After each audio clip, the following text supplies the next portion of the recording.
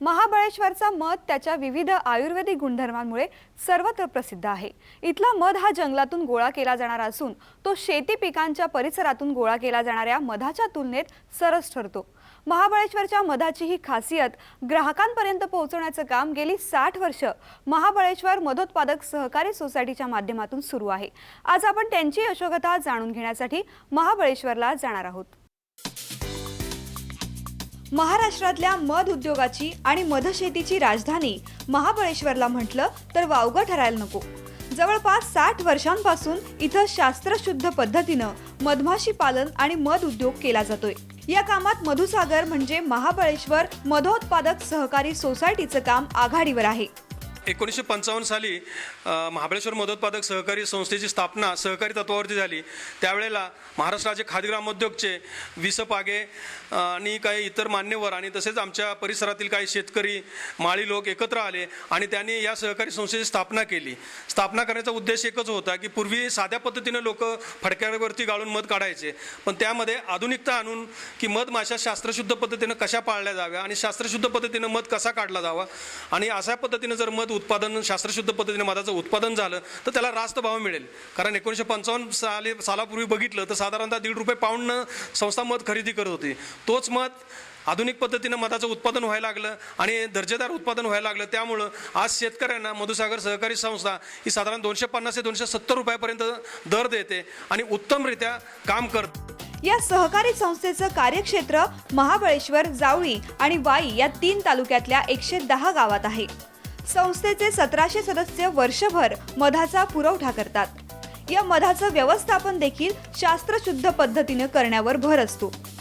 आमच्या संस्थेत उत्पादन होणारा मध आणि सभासदांनी आणलेला मध हा आम्ही त्याचं पूर्ण निरीक्षण करून की तो आणलेला मध पूर्ण शास्त्रशुद्ध पद्धतीने मधपेटीचाच काढलेला आहे का, शुद्ध मधच आहे का, तो आम्ही निरखून घेतो। त्याचबरोबर आवश्यक वाटली तर तसं आम्ही त्या मधाची लॅब टेस्टसुद्धा करतो आणि त्या पद्धतीने मधाचा दर्जा ठरवला जातो। मधुसागर संस्थेचे मध आणि जॅम याची वार्षिक उलाढाल आहे साधारणतः 3,50,00,000ची आहे आणि त्याचं जे सगळं आमचं नियोजन आहे ते त्या सर्व संस्थेची उलाढाल या सगळ्या ह्याच्यावरती मध आणि जॅम या उत्पादनावरती चालते आणि त्यातनं होणारा नफा शेतकऱ्यांना वाटला जातो। त्याचबरोबर जवळजवळ 40 ते 50 लोकांना रोजगार उपलब्ध करून संस्था देते त्या आणि सगळे व्यवस्थितरित्या आमच्या संस्था काम चालू आहे।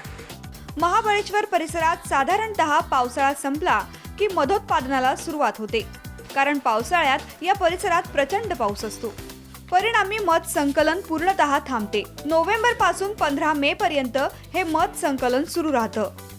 ही जी जंगली वनस्पती आहे त्याच्यावरती मोठ्या प्रमाणात मधाचं उत्पादन होतं आणि त्यामुळं महाबळेश्वरचा मध हा पूर्ण आयुर्वेदिक आहे आणि त्याचबरोबर इतर राज्यामध्ये सुद्धा मधाचं प्रमाणात मोठ्या प्रमाणात उत्पादन होतं की पंजाब, हरियाणा वगैरे या ठिकाणी मधाचं उत्पादन होतं। त्या ठिकाणी सर्व मधाचं उत्पादन ही जी शेतीची फुलझाड आहे त्याच्यावरती होतं आणि त्या मधामध्ये आणि महाबळेश्वरच्या मधामध्ये भरपूर फरक आहे।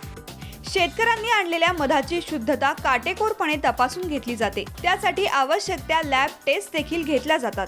त्यानुसार संकलित केलेल्या मधाचा दर्जा ठरवून मध उत्पादकांना दर दिला जातो। सध्या या संस्थेची वार्षिक उलाढाल मध आणि फळ प्रक्रिया उद्योग यांच्या माध्यमातून मिळून 3,50,00,000 असून मिळणारा नफा सभासदांमध्ये वाटला जात असल्याचं व्यवस्थापक जाधव सांगतात।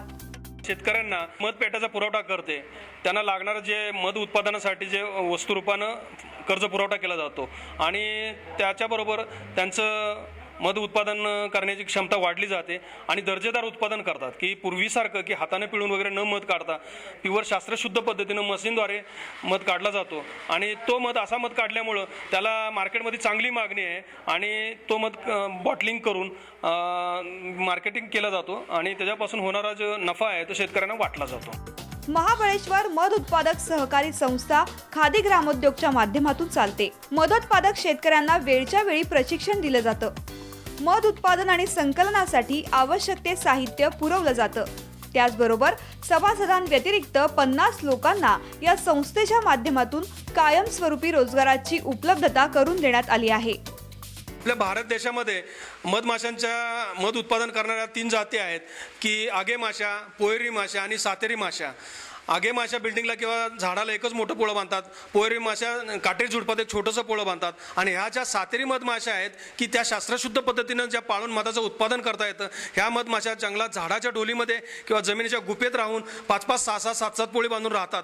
आणि याच मधमाशा पाळून शास्त्रशुद्ध पद्धतीने या मधमाशांपासून मधाचं उत्पादन करतात. महाबळेश्वर मधोत्पादक सहकारी संस्था ही महाराष्ट्र राज्य खादी ग्रामोद्योग मंडळाअंतर्गत चालते. मधमाशा पालन की ज्या काही लोकांना जर समजा मधमाशा पालनाचा व्यवसाय करायचा असेल तर महाबळेश्वरामध्ये महाराष्ट्र राज्य खादी ग्रामोद्योग मंडळाचं संशोधन केंद्र आणि ट्रेनिंग केंद्र इथं आहे की मधमाशा पालनाचं इथं ट्रेनिंग दिलं जातं. आणि ते ट्रेनिंग घेतल्यानंतर शेतकरी आपल्या आपल्या शेतामध्ये मधपेट्या लावून मधाचं उत्पादन करू शकतात. मधमाशा पालनामुळं नुसतं मधाचंच उत्पादन होत नाही, तर मधमाशा जर आपल्या शेतामध्ये लावल्या किंवा जंगलामध्ये लावल्या तर त्यापासून शेती उत्पन्नात 30 ते 40% वाढ होते. कारण मधमाशी फुलावरती बसल्यानंतर त्याचं परागीभवन होतं आणि शेती उत्पन्नात वाढ होते. त्याचबरोबर जंगलामध्ये सुद्धा जी फुलं आहेत त्या फुलझाडावरती मधमाशी भ्रमण करत असते आणि त्यापासून परागीभवन मोठ्या प्रमाणात होतं आणि त्यामुळं जंगलसुद्धा वाढण्याची भरपूर शक्यता आहे. महाबळेश्वर, वाई आणि जावळी परिसरातील शेतकऱ्यांना ही संस्था सहकाराच्या माध्यमातून कायमस्वरूपी रोजगार उपलब्ध करून देण्यात यशस्वी ठरली आहे. राजेंद्र हंकारेसह ब्युरो रिपोर्ट, साम टीव्ही, महाबळेश्वर.